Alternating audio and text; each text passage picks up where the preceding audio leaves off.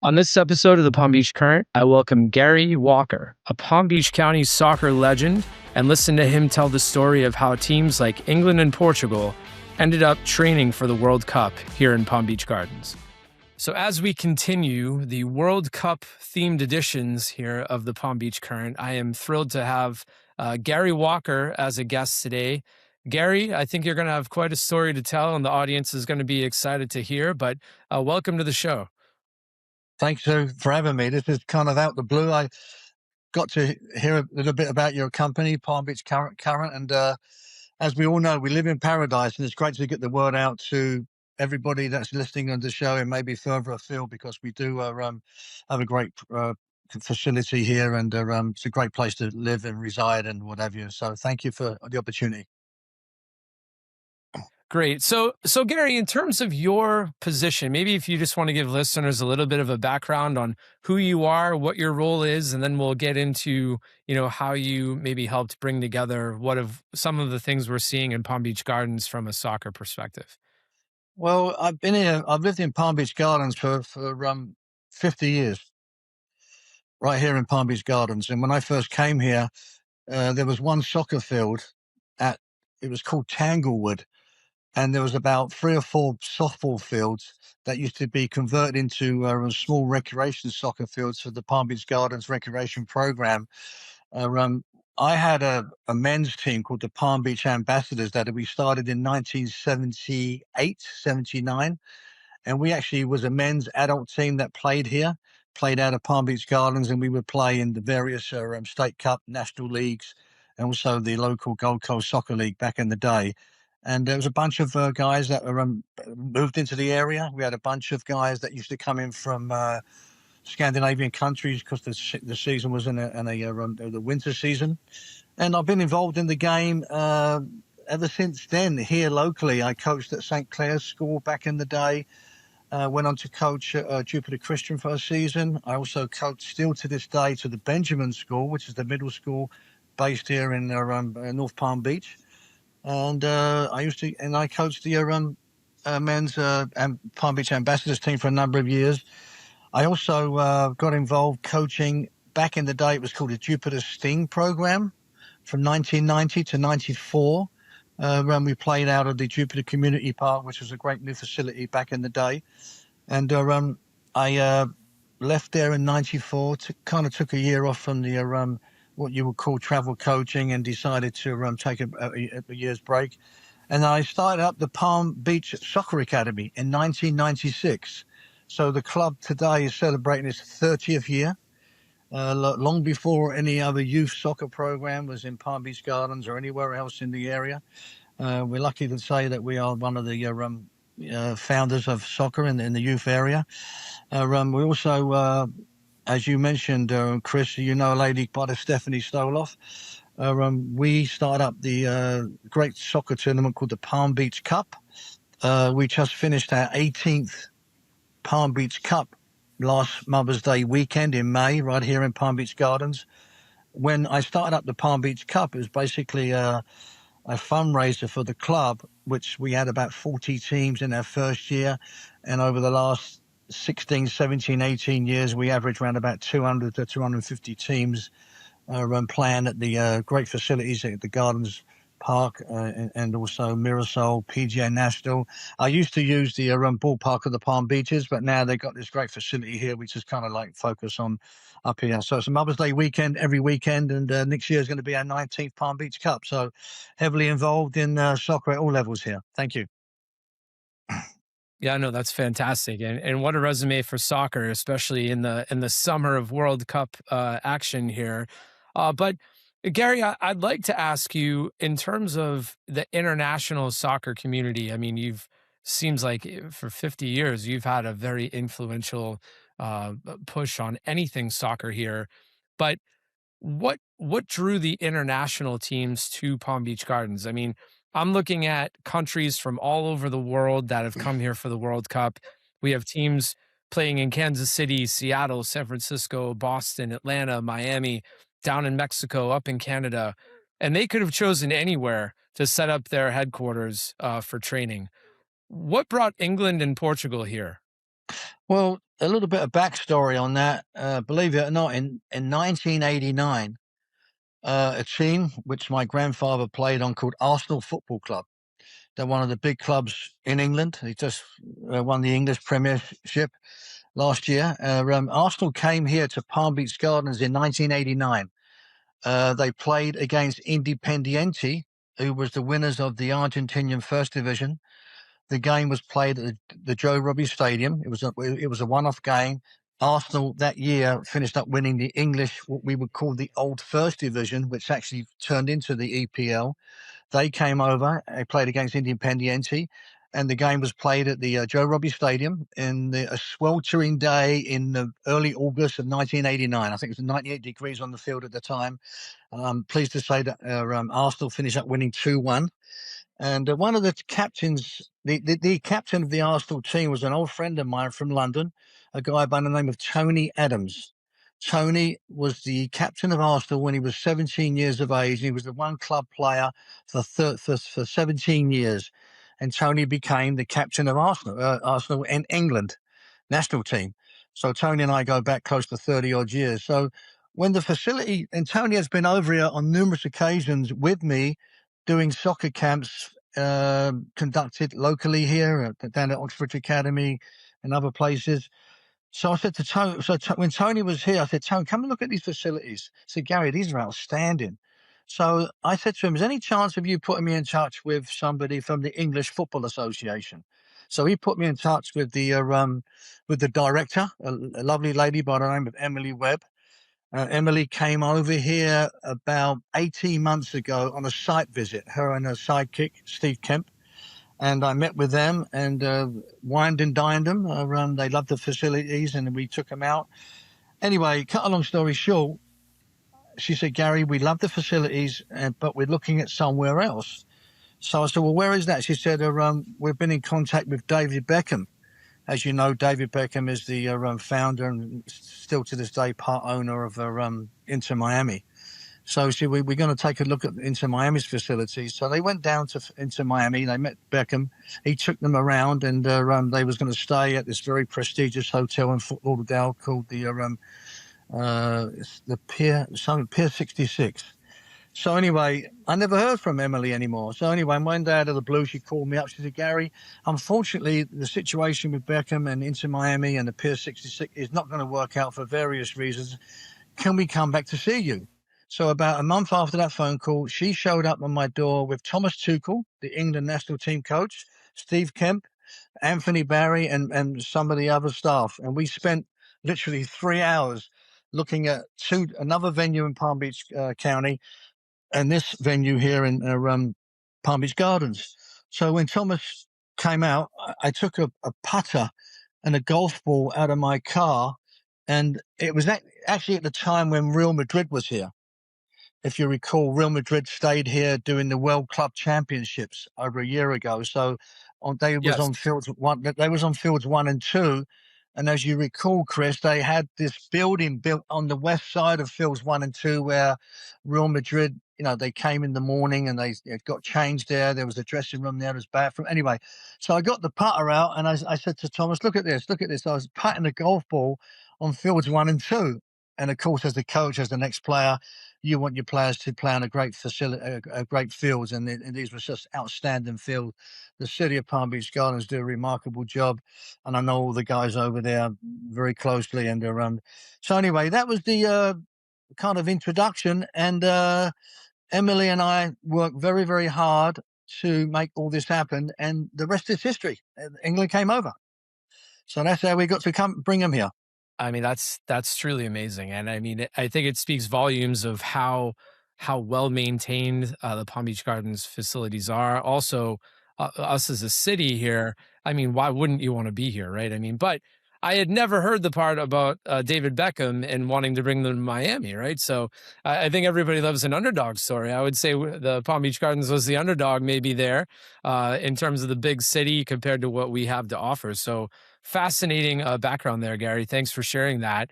In terms of the logistical challenges, what are some of the challenges we have in hosting a team of this caliber? And we haven't even gotten to Portugal yet, but in terms of England, what were some of the things that happened in all of that work that you did, some of the things that you had to overcome to get them to commit to coming here? Chris, good question, Chris. Very good question. The big thing, Chris, was security. When you have players like Harry Kane, Declan Rice, Jude Bellingham, they want security. They don't want the public hanging around the hotels, hanging around the training fields, and just trying to get at them. You know what I mean? And I don't mean that in a bad way. I mean like just harassing them. So I took them to a couple of hotels, which very, very nice high end hotels, but unfortunately, they could not guarantee the security of the players that were coming out of their rooms, going across the public areas in the hotels, going to the restaurants. So I finished up taking them to the place called the Belgrove Hotel, which is kind of a newish hotel down in West Palm.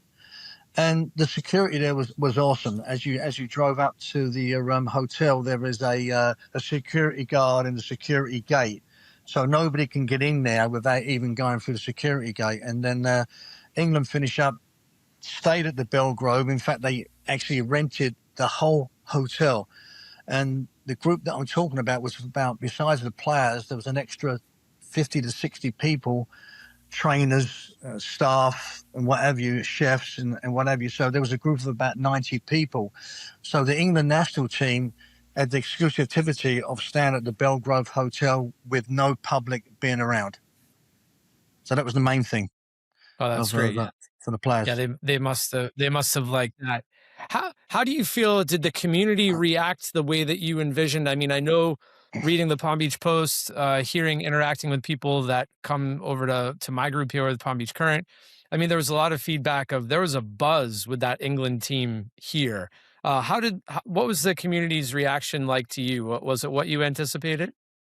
Well, first of all, I was told by England, Emily, is that the English Football Association, was not making it public as to where the team were doing their prep camp. As you remember, Chris, this was a prep camp. It wasn't their home base camp. So the England national team Right. never ever made it public. All they heard eventually, as it got closer to the date, and it was really closer to the date that the word started getting out, is that England coming to Miami. Well, that wasn't the truth, because what I did find in this whole thing is that the media, some things they write is not absolutely 100% true. And it showed you the aeroplane, the England national team plane supposedly landing in Miami. Well, as you probably know, the England national team never flew into Miami. They flew into PBI, and and they Right. came up from PBI up to the Belgrove Hotel. So a lot of people did not know that England were coming here. Only like maybe the day before, or actually when they arrived, a day or two afterwards, that the people who started realizing that England were here, and then it started getting out, obviously in social media and stuff like that. And the one person I worked very closely with at the city of Palm Beach Gardens, in fact, I coached him when he was a young boy, is Tim Ford. Tim Ford is the sports coordinator for the city of Palm Beach Gardens, and I had separate meetings with Tim and his boss Dan about England coming here. They were so excited about it. So they never really announced anything either. So it was kind of a bit of a surprise to everybody. And then when people got to know that they were coming in, Tim and I spoke. He said, "Gary, we're going to do a behind closed doors invite to only people." And there was about, maybe I was allowed to bring in about 10 players from my club, about 10, 12 parents, and there's only about, and a couple of people from the city of Palm Beach Gardens. So there's only about 30 of us that was invited to the behind closed doors England's first training session on fields 3 and 4 at Gardens District Park. It was a fantastic morning. The players were absolutely phenomenal.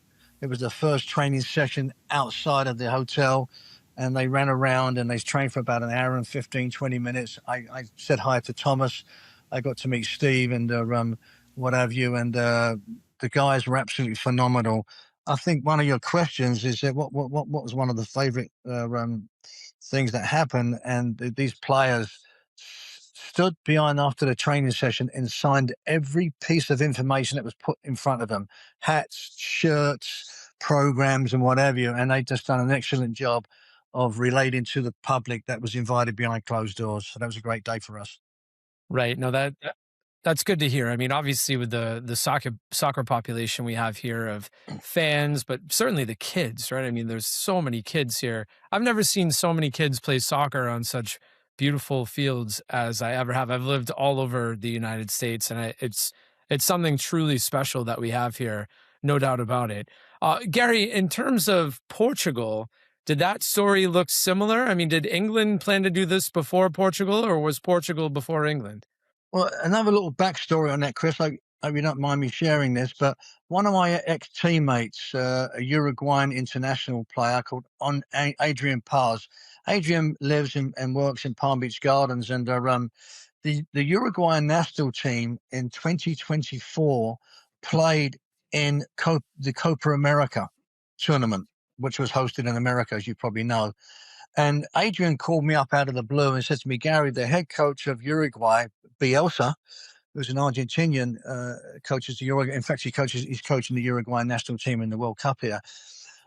He said, Gary, Bielsa contacted me, and they're looking to for a training facility. He said he doesn't want to go to Miami because it's just too many distractions there. So he said, would it be possible to bring him up to Palm Beach Gardens? So Adrian and I met Bielsa. We took him over to the fields. He fell in love with the fields. And they stayed at the PGA National Resort and Spa, which we have a continued relationship with them through other teams that we bring in. And Bielsa had a great time here. He really did. He loved it. In fact, it was in the summer of 2024. And as you know, Chris, we get some torrential downpours, and a couple of times, Uruguay had their training sessions, and he was worried that they could not train because of the torrential downpours. He felt that the fields may be waterlogged. But lo and behold, because of the great work the city of Palm Beach Gardens do, along with their crew members, they was able to train in torrential rain one night before a game. And Bielsa was like, he even said to the grounds crew, I got to bring you down to Uruguay so you can speak to some of the grounds crew that we're working with down in Uruguay to tell them what you're doing right here. So that kind of like fed into Uruguay went back to FIFA. As you know, FIFA is the governing body for soccer in the world. And they said, wow, these facilities here are incredible. And that's how Real Madrid got to come here. They heard through FIFA that these facilities were great, and then Real Madrid finished up, as you know, came here doing the for their World Club Championships. On top of that, we had Manchester City at Lynn University. I think we had somebody at Barry, I can't remember. But when Thomas Tuchel and his staff came over, as I mentioned to you before, Real Madrid was already training here. So they saw the setup, basically. And ironically enough, you just mentioned Portugal. Portugal has duplicated the Real Madrid setup. They are now training, as you know, on fields number 1 and 2 at the Gardens District Park. They have exactly the identical building as Portugal did when they was here. In fact, Portugal, it's a public knowledge, they are staying in the same hotel as Portugal's did, which is the Ritz, the Four Seasons down in Palm Beach. So, Right. Yeah, no, I mean, all in all, I mean, I think you're to be commended with the work that you did here. There's always people behind the scenes that make things like this happen, right? And so you strike me as a guy, Gary, that you're not looking for any kind of uh, fandom or thanks for any of this, but I think it goes a long way to bring something like this about. And you did the hard work to get the process started, and now look at the teams that come through here. I mean, I know as a coach in the Palm Beach Gardens Youth Soccer League, the kids know what's happening. I mean, they say, "Oh, did you know Real Madrid's going to be here? Did you know Mbappe is going to be on that field? Did you?" They know, and I think they take pride. I know I do as a coach to walk along those same fields as these superstar global players that come in and use the same type of facilities that they do. So, thank you for all of your hard work in that. I'm curious in terms of other international teams or events. Is there anything else that you aspire to bring here to the area, whether training, games, whatever it may be? Is there anything in the works that you're trying to help promote? uh, I mean, this is a pretty hard act to follow. Bruno, England coming here, and Portugal in town, and Real Madrid. But yeah, I am. I'm working with another person that we're trying to. We're setting up a new company. It's called a soccer destination of the Palm Beaches. We're going to go public with it next week, and we're going to start reaching out globally to different teams and countries around the world to like say to them, if you ever decide to come over to America, please check us out. We have great fields, we have great locations, and we live in a slice of paradise. We've got great beaches, we've got great golf courses, we've got great restaurants. It's just like, it's a great place to be. And yeah, we're working on a few things, and we're going to be pushing this and for as long as we can. We really are. Right. Thank you. And then on every episode of the shows that we do, we always ask local residents a couple of questions that are common to each show. But Gary, what's your favorite restaurant to go to in the area? What's your go-to spot? I Oh, guess where would you have taken the people from the English team, or even just your wife to dinner? What's the restaurant that is your go-to? well, first of all, I did when I knew England were coming here. Finally, from Emily, I said to Emily, can we do some side events? And she said, Gary, she spoke to Thomas Tuchel. I spoke to Thomas. He said, Gary, we don't want any side events. We don't want no obligations to do anything. We just want to stay here, train here. And anyway, cut a long story short, they didn't want to, but I did have some good ideas to take them to some great restaurants. So, my favorite restaurant I've been going for the last 35 years is the little fish restaurant in town called the Reef Grill, even though I wouldn't have taken England there because it's too small. But my friends own a restaurant up in Chiquesta called La Masseria. The owner, Ricardo, he's the former chef. Sorry, he's the former chef at La Masseria, but he opened up a new restaurant called El Profesor in Chiquesta. So that's one of my favorite restaurants that I go to quite often. Yeah. Thank you. Good. Excellent. Well, no, that's good. We like to try to get as much publicity out as we can for local businesses. I guess to finish up here, Gary, what opportunities do you see for Palm Beach Gardens over the next few years? I mean, obviously, from the time you've been here, going way back into the 80s, 90s, we've developed, I think, every year in terms of facilities and prestige of what we can offer. It grows people wise every year. What do you see for the future here for Palm Beach Gardens from a soccer perspective? I know how much work and expense goes into securing. And Chris, you coach also at your Gardens District Park. There's a lot of work that goes into Yes. putting up fences, putting up like screens and whatever. And I said to the city of Palm Beach Gardens on one or two occasions, I said, my club, which also trains and plays at Gardens District Park, Palm Beach Soccer Academy, sometimes we use Mirasol Park, as you probably know where that is. And Mirasol Park, if you look at it logistically, is one road in and one road out, and they got a nice building now, which they've got they've got a bathroom, they've got like a little clubhouse or whatever they use for. But I've suggested to the town, to the city, they've got two fields there, two very nice fields, and if they was to upgrade those fields to the level and the standard of Gardens District Park, you could have a really, really private, exclusive facility where could put a security guard to go in and out, and it would only be so that would be a great.